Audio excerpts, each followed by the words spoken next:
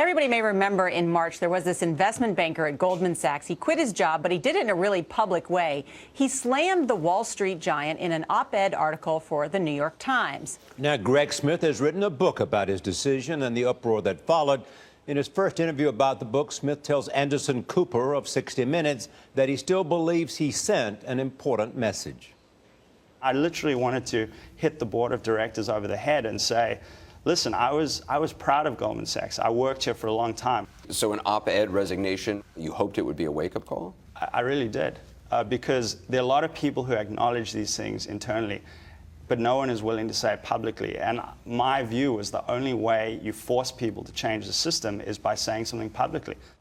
At the time he left Goldman Sachs, Greg Smith was 33 years old and making roughly $500,000 a year as a vice president, a mid-level position in the division of Goldman Sachs that trades securities for hedge funds, pension funds, and other big investors.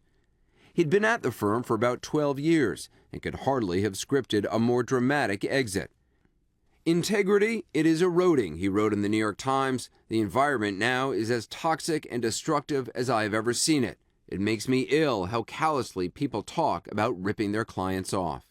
You know, this might be hard for people at Goldman Sachs to understand, but I loved the place. I put a lot of my heart and soul into it.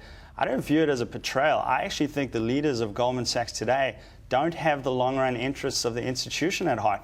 Did anybody within the firm know you were going to be leaving? No.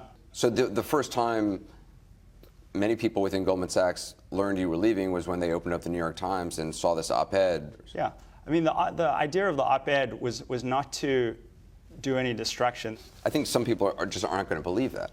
To not give notice to a company you worked for 12 years and in the most public way possible on the page of the New York Times to say that they're going against all the values that they once held, how can that not be seen as a betrayal?